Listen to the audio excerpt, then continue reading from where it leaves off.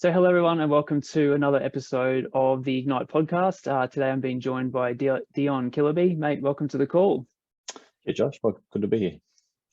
Thanks, mates. So mate, I might hand over to you as a bit of an intro on you and your journey today. Like, I'm just curious to hear a bit about your story. Yeah, sure. My background, I guess, started as a civil engineer back in the RTA days, Roads and Traffic Authority, which was the government department in New South Wales at the time. Gone through many iterations since then. So like a lot of young engineers, cutting the teeth in government, and it was a good proving ground sort of thing. But then after a number of years, decided to hang out my own shingle and develop a small project management consultancy called Western Project Services. So Western Project Services now has grown into a team of about 40, 45 people, mostly staff, a few specialist subbies that we use on a regular basis, often providing services back to government from sort of where I come from. I guess I know that area pretty well. And local government, state government, federal government, and private developers as well. So in the civil infrastructure space. So we do a lot of work in mostly roads, mostly in the regions, and still got an old infrastructure stuff hanging off that, a bit of water, a bit of rail, a bit of mining, but largely, if you just think regional roads, that's the large part of the business.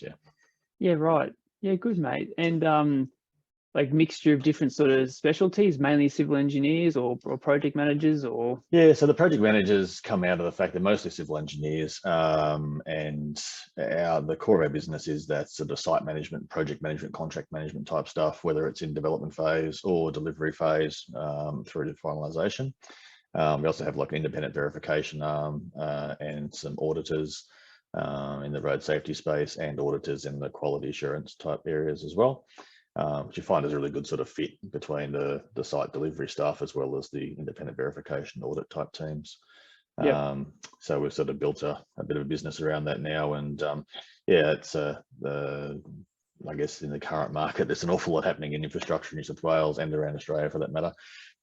So it's been an interesting journey and lots of growth in the business and lots of challenges that come with growing pains that come with growing a business, but really enjoyable at the same time. So. Yeah, good. And like client base, like mainly local government, local authorities, that sort of thing, or like what would be the split between that and say private works or private developers? Yeah, we're very client side heavy. I know there's other consultancies like ours that are probably more contractor side heavy. For me, the sweet spot is there's a certain security in being paid by government. We've always been paid. You know, it's one of those things. It's nice to know the bills will be paid. Going back many years when I was a real estate buyer's agent, that part of my life for a while there, you never quite knew whether a particular individual would come good and pay you or not. Whereas working for government, provided you've done what they asked for, you've provided the service they're asked for, they will pay. Sometimes they might be late, but you will get the money. So there's a certain security there, I guess, in terms of cash flow for the business that we've liked. And what we then try to do is draw people from various backgrounds so that it's not like another arm of government. We want to have people with contractor side experience that know how contractors think to then provide those services back so we can sort of work in better with that. You know? So some consultants, some contractor background, some private side, some public side, and bringing all that together. So we've got a merging of skills and a merging of backgrounds, and then the cross-pollination then amongst the group is better and stronger for it, where everyone can sort of bounce ideas and put forward different views and sort of go, well, yeah, but you know, I'll be on the other side of that, and this is how they'll receive it. If you go that way, maybe a different way of casing it would be like this. So having that sort of diversity of opinion and experience has certainly made the team stronger and more successful, I think. Yeah, I like it. And like, did that factor into your decision in terms of the avenue to pursue that kind of work in terms of that security of payment and that sort of stuff, or just like the work you enjoyed it? No, I'd be kidding everyone to suggest that it was a whole lot of planning and strategy amongst this. It was a very organic thing that occurred. It wasn't I'd call myself more of an opportunistic business person, entrepreneur. I didn't set out to do anything in particular. It was very much a case of saw an opportunity, started doing something, saw a bigger opportunity, pivoted to a bit of that. So I was more than happy just extricating myself to hang out my own shingle and just be a consultant engineer. I just liked the autonomy of that and calling my own shots, being able to say what I thought. If someone liked it, they'd run with it. If they didn't like it, that's cool, no dramas. Yeah. But then after maybe 4 or 5 years of that, I could see there was an opportunity to build a small team and provide some services at a slightly more expanded level and get some leverage, I guess. And also bring in other experience, like things that I mean, I've got my niche that I like, but there were so many other things that were available that I needed other people with better skills in other ways to do rather than me. So recognizing that, you know, that person's a better surveillance officer, and that person's a better resident engineer, and that person has, you know, really good pavement skills and geotech skills, whatever it was. So then the team thing became pretty evident pretty quick. That was the way to go. So then it became all about, well, how do you build that team? And what I found actually pretty quickly was I kind of liked the business side probably better than the engineering side. I think I'd done that for 20 years, and sort of went, and it wasn't I didn't like the engineering side, it was just that I needed to change.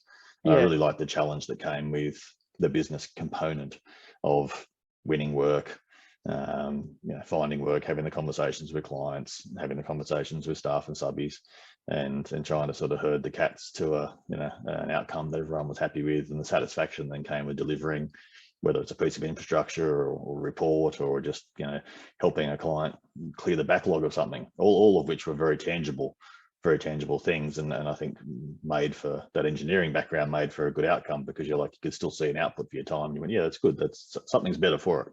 So, yeah. Oh, mate, that's awesome. I'm curious about, like, I'm curious to kind of step through the journey. Like you mentioned, was it sort of 40 or 45 now? When you started just yourself and you were doing your own thing for, was it 4 or 5 years before you hired your first person? Yeah. So just doing everything, reports, site inspections. I look at some of the stuff we're doing today and think there's not a single thing here I didn't used to do myself, and usually pretty poorly. And it's always nice to find something in the back of the computer where you go, oh wow, that was a very, very average proposal, or that was a very average website or business card or set of accounts or whatever. It took me a little while to learn the lesson of, you know, a good team around me. So, you know, finding a good accountant, finding a good lawyer, finding a good website designer, all that sort of stuff. And then the benefit of not trying to do all things myself. There's a particular time in the business where I didn't probably get off the tools until I had about 15, 20 staff, I guess, and I was still doing a project director, sort of project manager, interface manager type stuff role then. And had to make a call at one stage. I just felt there was too many balls in the air and I wasn't doing a very good job managing my people and still trying to do full-time work. And I had to make a call around reducing my billable hours and bringing someone in. But it really paid off in spades, because that was when the business accelerated, was when I could actually focus on the business growth and not be still trying to be a project director. And that's not for everybody, and that's not always even doable, but certainly for me, it was a roll of the dice that I'm really glad I did, because it meant that I could. And it was just before COVID. So then when COVID happened, I had the headspace and the capacity to work out, well, what do we do? You know, what's our pivot? What's our angle? You know, how do we keep staff employed? What do we do to go back to clients? How do we find the time to do that? If I was still trying to juggle a project, that would never have happened. Well, not as well anyway. And so to be able to really, really focus on how do we bring the business together tighter and profit from it rather than panic and go the other direction. But yeah, she'd unlocked the timing, you know, it was, but I'm glad it fell that way. 100%. Yeah.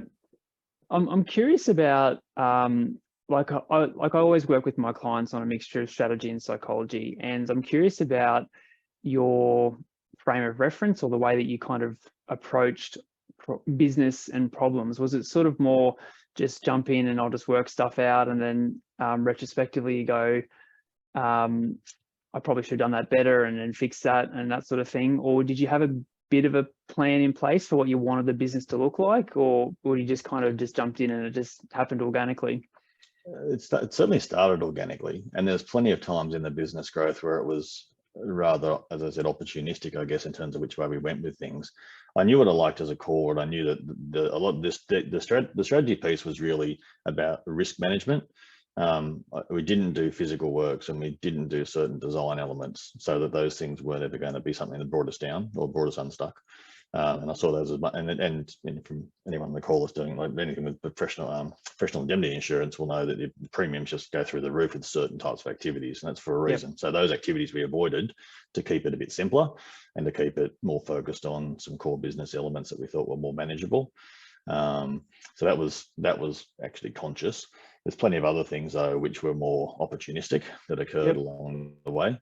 And so I guess to that end, but psychology wise, I guess I'd done a lot of reading and learning and seminars and head work, I guess, on me before I got to the business. So I wasn't coming in cold with just an engineering mindset so much as I had done a lot of personal growth stuff, a lot of wider reading, just all the sort of education you don't get at school. And that was the stuff I found interesting. And so then from there, it's like, oh, it's whether it's how you put something, whether it's how you just consider the other person's point of view for when you're trying to put a proposal together, all the different elements you might take to a piece of work that if you were just a bit single-minded, you would miss a lot of other things, and all that psychology stuff is the stuff I found super interesting.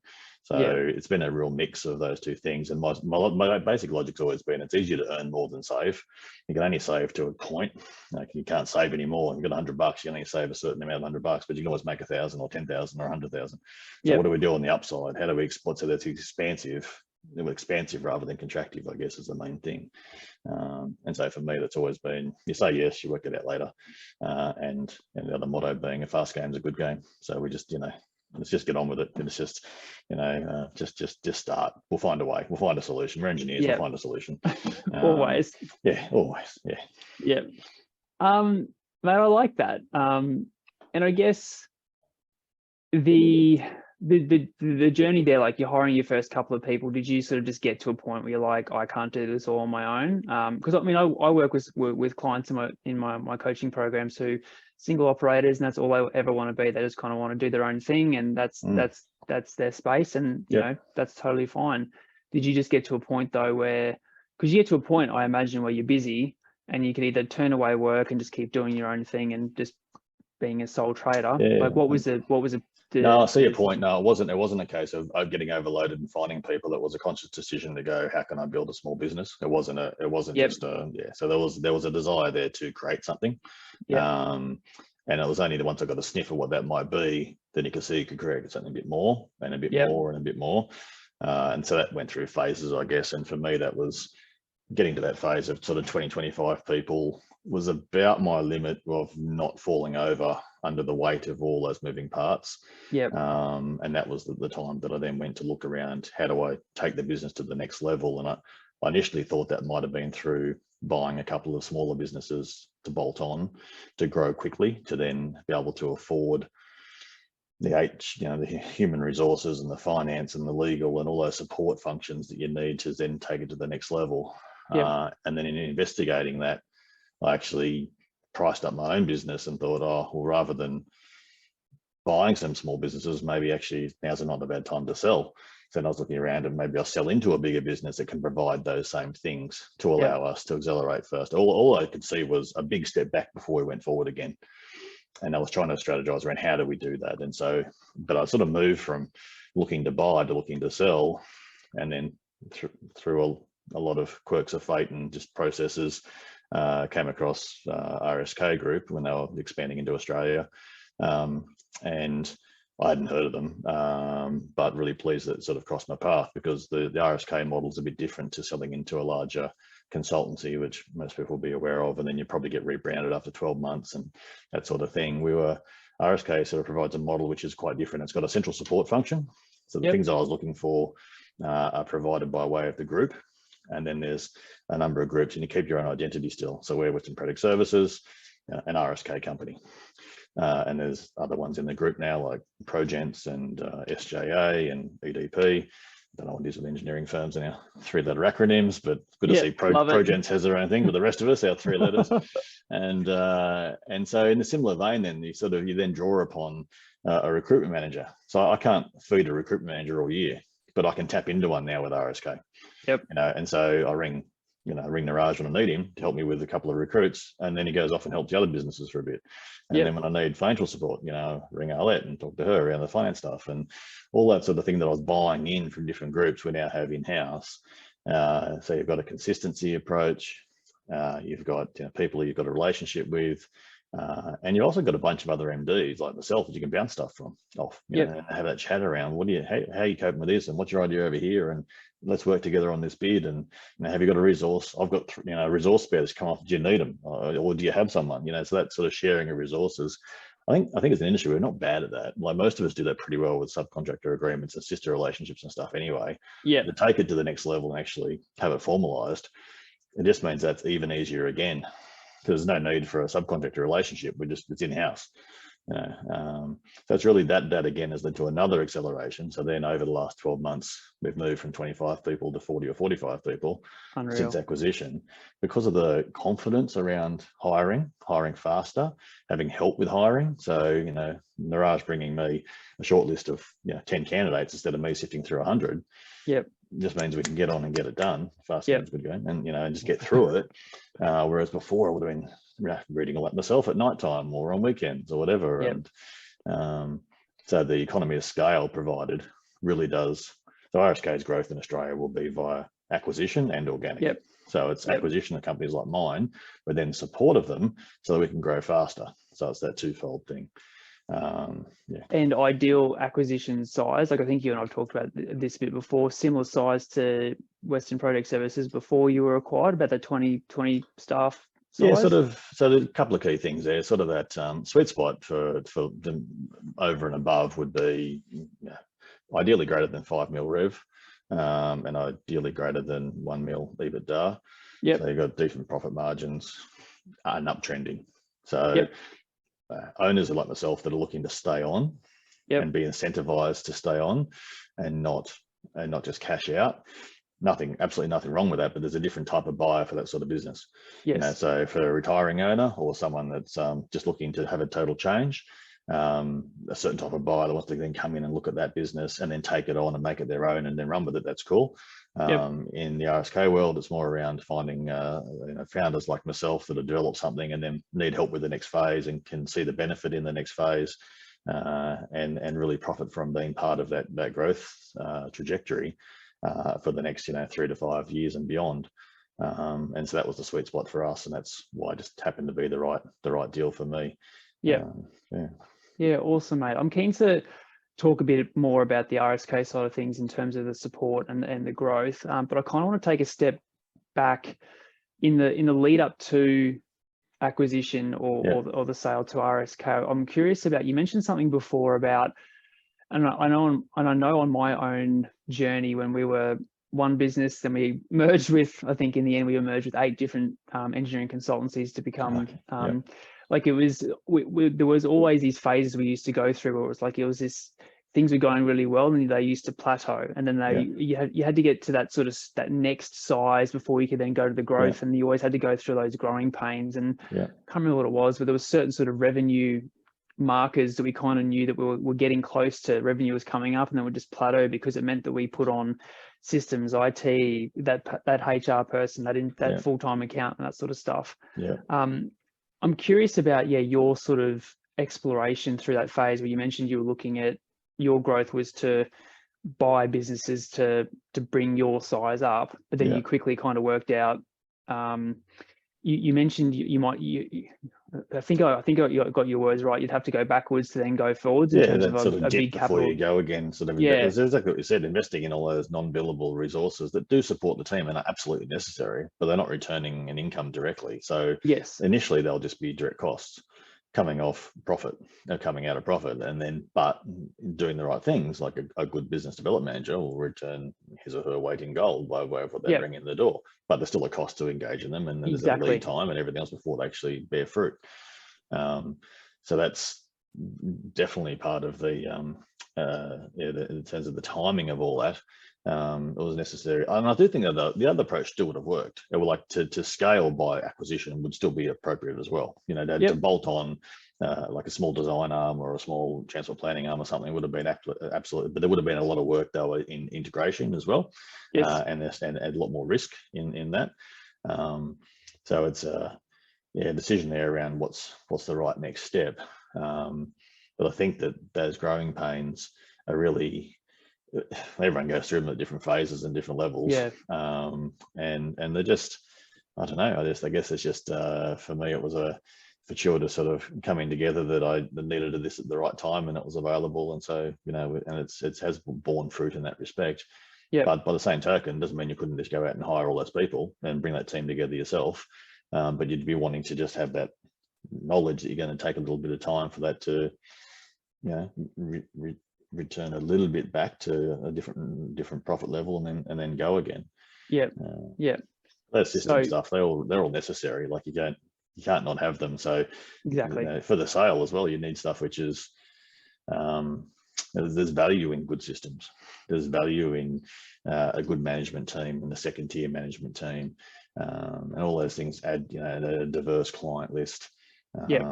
All those things add value to the business offering. And so having that sort of being prepared, I think you touched on it, about being prepared for sale, it was putting in place some of those things a bit more structure. So it wasn't a rushed process of let's just go to market. It was what would a seller be, sorry, what would a buyer be looking for that a seller needs to prepare for? And how much of that can I do now, and how much of that is the horse is already bolted.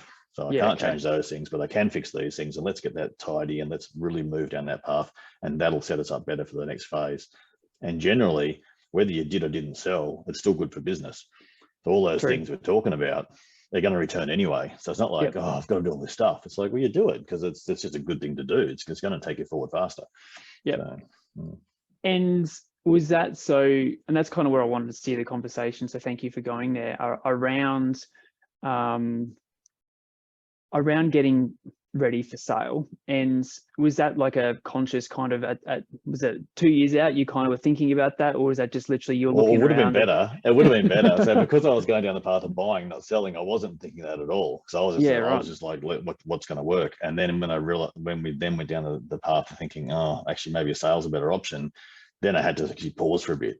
And then I got some support and some help from a few key people to sort of look at what we had and go, okay, well, if we're going to go down the path of selling, what do we need to put in place? Let's just not go to market.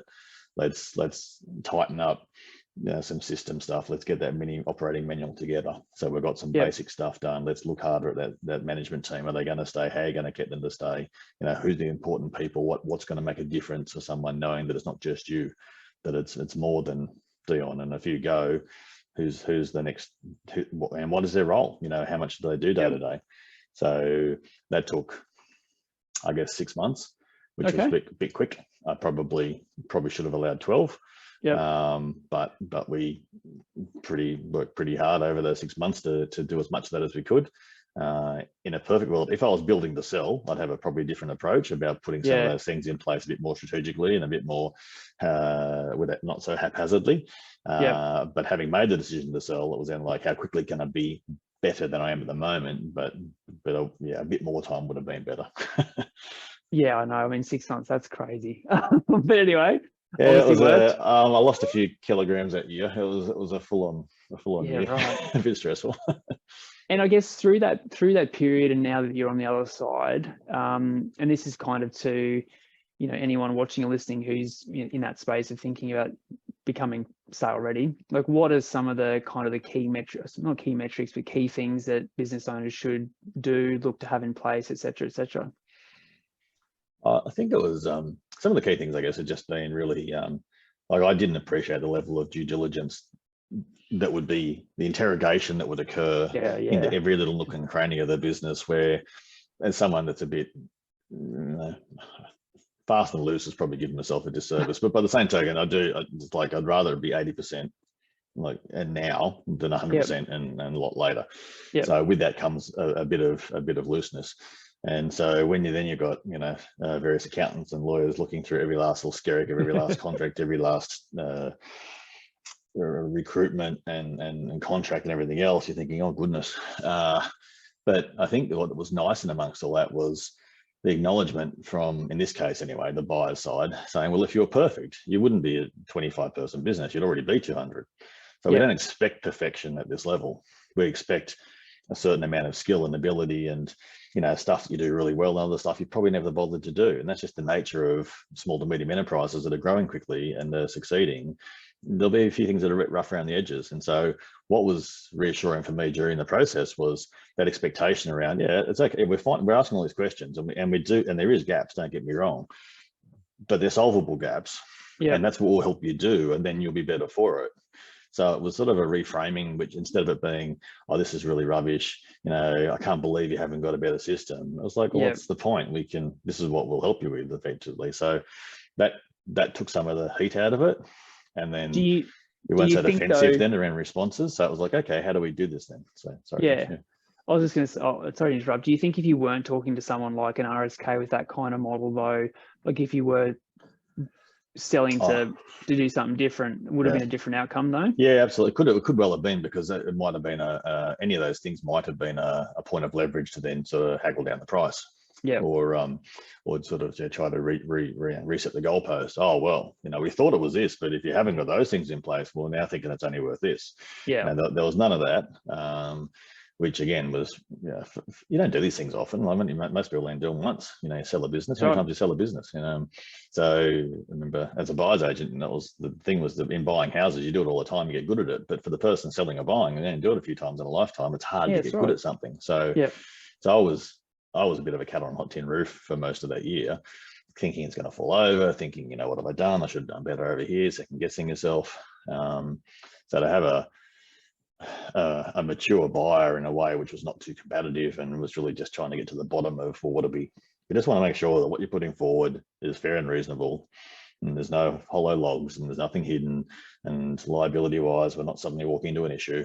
And if that's all the case, then it's quite manageable. So, but more broadly, I think to tighten up as much of that as possible and spend the time to get your house in order.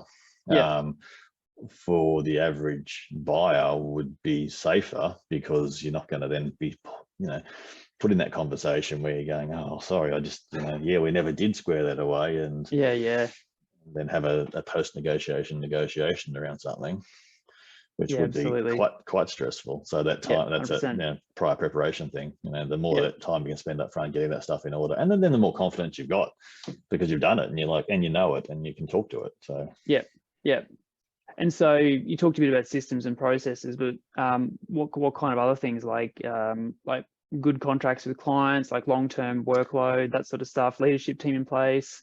Yeah, so the workflow, the workbook. So apart from having good numbers that are trending up, and then good margins that are also, generally steady or, expanding. Client mix was one for sure, and it continues to be one that we need to look at. We are still a bit narrow in our focus, and we do consciously need to keep trying to find new clients in new sectors for future proofing. The client mix, the leadership team, as well as the balance in the team, I guess, as well, and the nature of the people, and just demonstrating that it doesn't all rest on the one person. It really was about really properly showing. And for me, that was also, again, just good business. Like, it was that next step of, I haven't probably done enough to properly mentor and train and upskill, and I'm still holding on to too many things, because I've always done it that way. It's mine. And it's like, you need to open up more and share more and let them improve upon things, quite frankly. The amount of things that once I started doing that, where individuals on the team came back with a different solution, you're like, actually, that's better. That's cool. So good. Let's go with your way. Yeah, exactly. And you're like, number one, didn't have to do it. Number two, it's better. You're like, oh, how good's that? So that for me was another little aha moment, but a big trust thing as well, where that's passing some of that control over. And look, and with that came some stuff ups and some things that I sort of looked at and went, oh, I wouldn't do it that way, and it didn't work, and I wish you hadn't. But anyway, let's work through what we do next time. So there's a few false starts along the way as well. It's not all roses, but by the same token, it did, on balance, the positives far outweighed the negatives. And I guess too, like that sort of, I'm not going to use the word prying into your business, but that forensic kind of assessment of your business would have been good too, to kind of see the gaps and the holes and that sort of thing, and also even something I've just taken away from our conversation where you sort of talked about the mentoring of the team, like how did that sort of spark increased conversations with the team and kind of the communication and bringing on that leadership team, and like how did you kind of navigate that period with the team through the transition and all sorts of things? That was, I think the training piece in particular was one that I probably would have put off longer rather than bring forward because of, number one, the cost, and two, just my desire to control things and not hand them over. Whereas to be sort of nearly forced down the path of, well, how do you share, how do you mentor, how do you bring that upskill, everything else? You had to be, I realized I had to be more open. I had to be more giving with information. And it was funny to reflect on, because I wasn't like I didn't want to share it. I just didn't see the need. It was just, we just do what we've done. Where it was a conscious effort to then talk a bit more about the context or explain the reason behind the decision, or just go into a bit more detail around how things function to upskill and uptrain and train others in the next tier, and then so on and so on. And we're still doing that, but now it's done, and it's certainly more rewarding to see those things coming through. And it was a combination, I guess, of cost and time.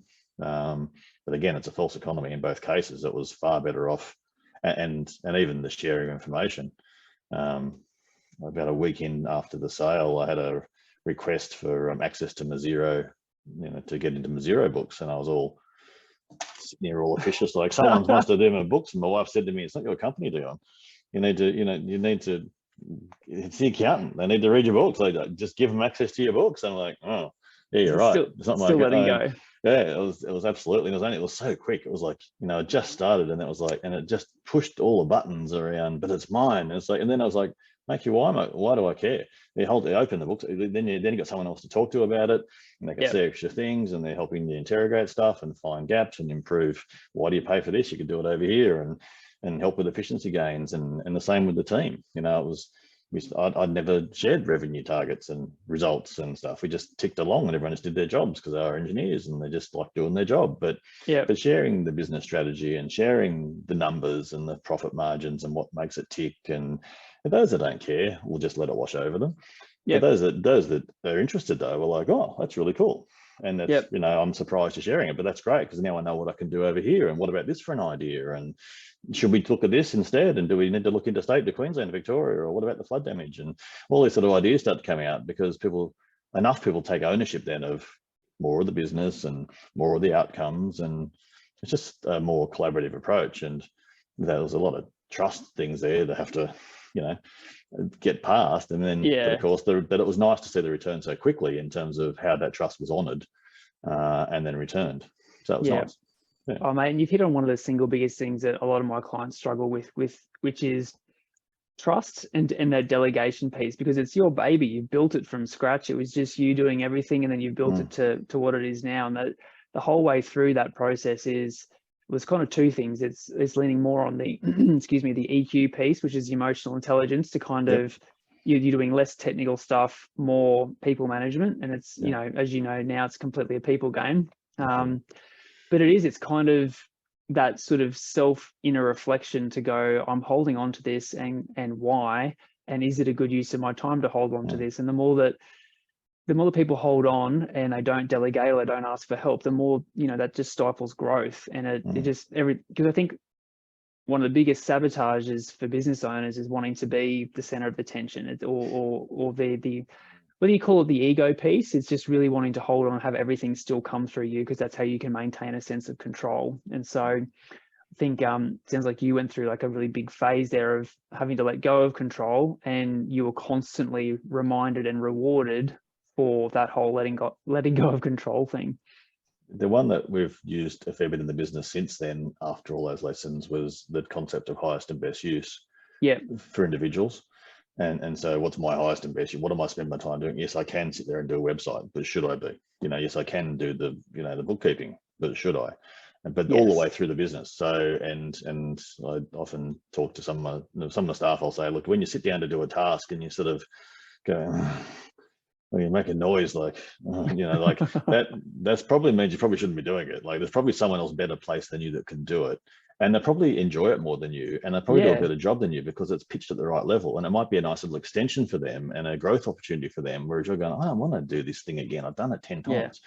So, and then what else what I can be doing, what's the best thing that I should be doing, and what's the best thing that cascades all the way down. And the more of that we do amongst the team, the more empowered the team becomes, and the quicker they progress in their skills, and the happier they generally get, because they're not doing so much busy work that they don't kind of like, and Yeah. it's better matched. So yeah, absolutely, mate. Matt, I wanted to just quickly touch on, before we wrap up, just kind of the client relationship piece and how you kind of navigated that over the years. Like, has that always been front and center for you? Have you found that clients, once you've developed a relationship, they keep coming back? And what has sort of been your I guess go-to strategies for deepening client relationships and retaining clients? That's a really good point, Josh, because I think we actually have a incentive scheme in the senior part of the business written around 4 key areas, and one of which is the client relations, because it is one of the 4 sort of pillars of it. So much comes out of picking up the phone, particularly, and talking to the client, and not in a salesy way of, I've got a spare person, what do you need? Just the check-in on the work that's being done, the general discussion about the industry, the chatting around how everything's going, which may or may not lead to an opportunity, but something will come out of that conversation. It'll either be an early indication of something's not right, or an early indication that someone's doing a very good job that you weren't aware of, that they do have a need for something, and maybe you can help them, or the things are about to change and you get an early advance warning. So just having the, and making the, and we all have time, driving time, early, late, whatever, there's always time to do just a quick, it doesn't have to be a long call, but the consistency piece of just doing that on a regular basis, that was another one of those trust things of me trying to then transition that to the senior leadership team as I moved on, was getting them used to dealing with somebody else rather than me. But once again, normally, it doesn't mean you don't do it as an owner. There's a time and a place still for me to get on the phone and say hello.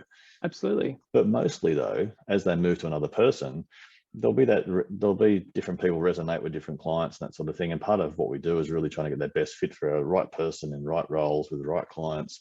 And we shuffle all that around so there's the best fit there. And someone's not quite gelling, we'll try someone else, because it's such an important part. And I remember saying years and years ago when I was in government that someone was saying, damn consultancy, ABC. I was like, well, it's not consultancy ABC, it's just that individual you had an issue with, and in the same way that you can't say that consultancy is fantastic because of that individual either. Like, that's the person piece. And that person could be working in Company Z next week. So does that make Company Z better or worse? Like, it's still, so you tend to follow people, and it's the relationship stuff you do with the people that works. And so my people, when they then, it's amazing what they say, and it still surprises them though. They'll get off and, I spoke to the client and you wouldn't believe what they told me. And I'm like, yeah, because it's really insightful. And it's like, and that makes such, because now I'll do this instead. And like, yeah, you're just guessing otherwise, but as soon as you have that conversation, it's amazing what little tidbits you get. And nothing too untoward sometimes, but just enough to make a difference with which way do I go on something? Where do we put a resource? What skill might they need? Are we thinking about doing something and they'd love that? They think it's a fantastic idea. You get the confidence to really lean into it. Or conversely, they look at you with 2 heads, like you got 2 heads going, well, what are you doing that for? And maybe I've missed something here. So the client liaison stuff can't speak highly enough of the importance of doing it regularly. Yeah. And I talk to my clients a lot about this concept of just call your clients for no other reason than to check in, because most of the times our clients are conditioned to see that, our name come up on their phone, like, what problem do I have to solve now? Or what do I have to answer? But if you can condition your clients to actually look forward to your calls and look forward to your check-ins, that's when they open up more. And you're right, that's where they share information about a new potential project that's coming up, or if you've got some capacity, can you have a look at this thing for us? Like, if you can just, again, condition your clients to look forward to your calls, and you call them for no other reason than to check in and just see how their day is going. How was your weekend? Did you go abseiling? Did you go surfing? How was it? That just deepens those relationships so much further. Yeah, absolutely. Couldn't agree more. Yeah. So, mate, what's next in terms of the growth plans? Oh, look, I'm really excited about what's happening for us next. I mean, we're really still working on that strategy piece for both WPS and RSK in Australia. I'm really proud to have taken on an extra role with RSK. I'm now the divisional director of the advisory and project delivery group as well. So Congrats. in our space, and it's really a nice way of bringing our project development teams together and making sure that we get the best value out of the group. And so for me, that's I'm really enjoying the next phase of opportunity to help be part of growing that business in Australia. And it's on a pretty, RSK's on a pretty decent trajectory, and a really exciting time to be at the front end of something. Yeah, good. So that's really cool. And then that also then provides spillover opportunity for all of people in WPS, because there's that thing of getting pulled up and expanding and whatever else. So we've got lots of good new people coming in at principal levels and director levels, and lots of opportunities to still look at the small bolt-ons like I talked about to add our value offering. Yep. And be part of what's happening next. And so it's it's a really exciting time with a good runway in front of us for what's happening next in Australia. So it's it's pretty cool time to be in the industry. Sky's the limit, hey? Oh, it is. It's and it's just there's so many good people, and there's so many good relationships with other businesses as well. I think there's, particularly at the moment when there's so much work to go around as well, there's generally a lot more collaboration around just how do we get it done, because it's not like you're scrambling for work. There's heaps of work. So it's more about, well, where's the resources, and how do we help get stuff done? And the conversations you have with other similar people in sister businesses and other competing businesses, but there's a lot to go around. So it's sort of nice to be having those conversations and just share in the industry at the moment of what's happening next. And it's all good. So yeah, good, mate. Final question. I haven't prepared you for this, but that's okay. You are obviously the sum total of all your experiences, wins, learnings, failures, all that sort of stuff over the course of your career to date. Say you get the opportunity to have a beer or a coffee with a 10-year younger version of yourself. What advice would you impart on that younger version of you? Care less about what other people think. It took me quite a while to get to that point. I was very mindful of not looking silly, or not being the one that asked a silly question, or not going out on a limb. And then at some point in my life, I just went, you know what? It just doesn't matter. It just doesn't matter. And, just backing myself more to go, look, I'm not perfect, but things I do okay. Yeah. And just, and then the whole, just get on with it. I really just got to a point of thinking, just try, because what's the worst that can happen? So that idea of what's the worst that can happen, it probably was around that mark, actually. I sort of went, right, well, I'm just turned 50. So when I was, around 40, I was like, well, got to a point and went, okay, well, not here forever. So which things do we want to do? And what do we want to, spend our time doing? And my daughter hated it, but I had a death clock on my phone, on my computer, which was a countdown type thing, and it was ticking down. So the idea was, I said about 75, and it was counting down. She's like, "What's this?" She said, "So it's like," I said, "Oh, it's counting down to die." She said, "But you're not going to die." And I said, "No, it's not about that. It's about the fact that I want to look at that and go, how am I spending this minute? How am I spending this day? And if I'm stuck in a meeting that is just brain-numbingly dead, and I have a choice about doing something else, I'm going to cut that short, because I can see that ticking away." And for me, that was a really stark reminder of the thing I can't control, which was time. And go, is this how I'm going to spend this hour? No, that's not worth it. I'm sorry. It's that start. And then again, with the growth of the business, it was like, I don't want to work for that client. I don't want to work with that person. I can choose who I work with. I can choose what work I do. And it was a really empowering thing to have that level of choice and be working on stuff. And, so now with RSK as well, and our business growing, for us, it's the renewable sector. It's us doing more meaningful stuff. How do we take our project management skills and put them into things which we actually care about and add value in? And so, looking for more meaning in what we do, still using our core skills, but just applying them in different ways. And the uptake in interest in the business around that is amazing. And it's not just because it's flavor of the month. People genuinely care. And they want to make a difference. And engineers are generally a pretty noble bunch. And when you put that out there and they've got a choice, they're like, "Oh, do that every day of the week. We'll help with that." And it's really reassuring when there's a whole bunch of other rubbish going on in the place. So there's some good stuff happening as well. And so just backing yourself, getting on with that sort of thing. And it's been good. It's lots of positives there. So. Oh, mate, so good. You seem very energized. So, excited to see what you create next. Oh, thanks, Josh. And I appreciate catching up. It's been really good. Easy, mate. Where can people follow along the journey? LinkedIn or? Oh, in terms of areas of improvement, this is one of them for me, mate. My LinkedIn stuff is awful. My Okay. business LinkedIn stuff is equally awful.